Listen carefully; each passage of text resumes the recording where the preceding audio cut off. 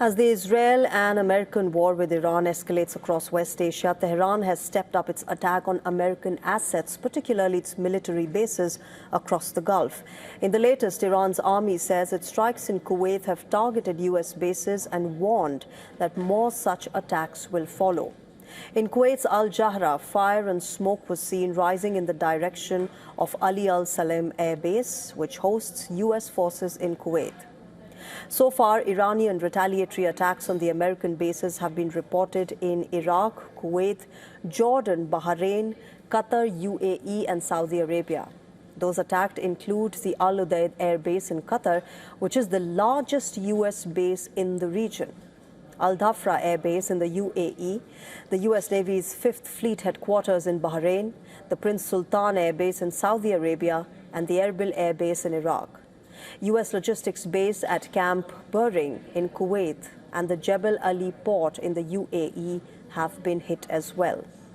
A short while back, Iranian drone attack was reported in Iraq's Erbil. The footage shows smoke rising after explosions near the airport in Erbil in Iraq's autonomous Kurdistan region. The area hosts U.S.-led coalition troops. Earlier, Iraqi forces had shot down a drone that attempted to attack a U.S. military base near Baghdad International Airport. According to a report by U.S.-based think tank, Iran has launched far more drones and missiles at the Gulf countries than at Israel since the beginning of the war.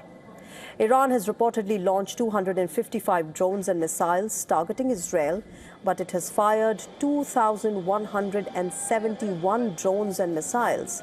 That is 10 times the number of missiles and drones towards the GCC nations.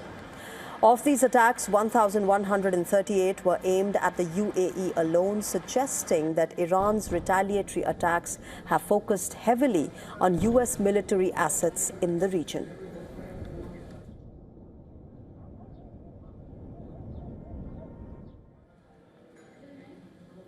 And joining me live on the broadcast is Dr. Zohreh Kharazmi, Assistant Professor at the American Studies Department, University of Tehran. Good evening. Welcome to WION, Dr. Kharazmi. I want to start by asking you about what Donald Trump said a short while back. He said that nothing except unconditional surrender would be acceptable to America. What is Iran's take on that? Thank you for inviting me. Donald Trump is an Epstein-class ruler with a serial liar. So already he claimed that he obliterated nuclear power of Iran, and now he started a war at the mid of the negotiations in excuse of, again, suppressing the Iran's nuclear power. So you can just imagine that this claim is in a serial of other fabricated claims he is making. The fact is that the United States didn't think Iran is retaliating, and as consistently stated, it will bring and create a regional war. And the United States is not in position to continue this war. However, Iranians said that they are ready for even 1 year to keep it on. And you see that Canada, Australia, England, NATO, everybody is helping. The Arab states are helping Trump to finalize the project. But the fact is that they see that a long war is in vision, and they are not really having any prospect to be able to continue this. So they're trying to fabricate these sort of lies to actually end it. Dr. Kharazmi, I also want to talk about the more than 160 schoolgirls who have been killed in strikes. American government says that they're investigating this incident. American media says that it was American strikes that killed them.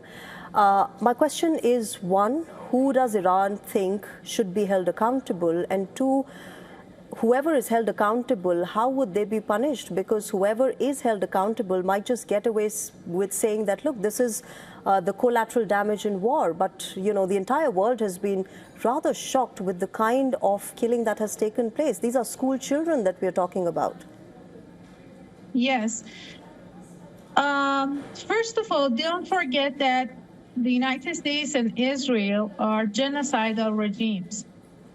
And Iranians now are expecting the same slaughtering of people, murdering, and mass killings and the genocide, like what they did in Gaza.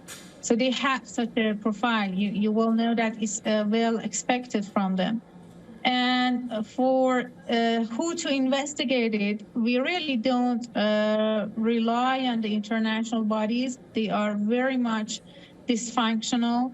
And the fact is that Iranians are thinking that taking the revenge of these angels is on the shoulders of us.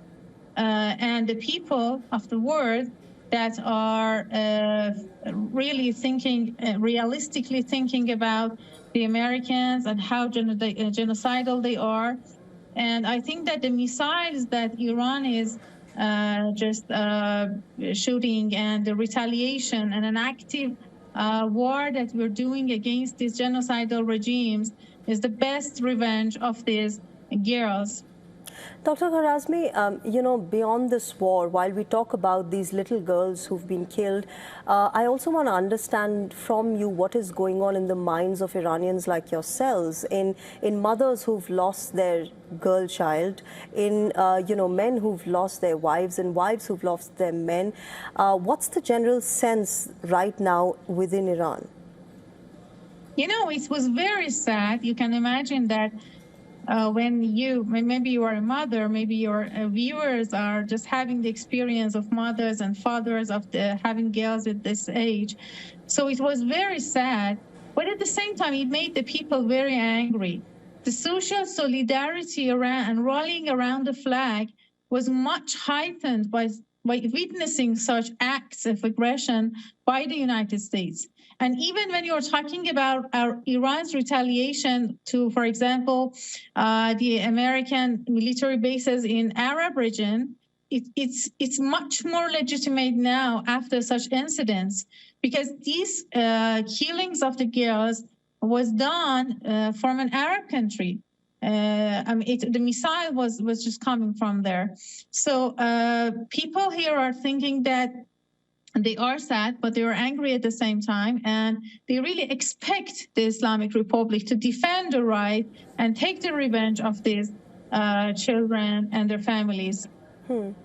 All right, we'll leave it there. Thank you very much, Dr. Zohreh Kharazmi, for joining us on WION and getting us an understanding of what has been going on in Iran. Thank you.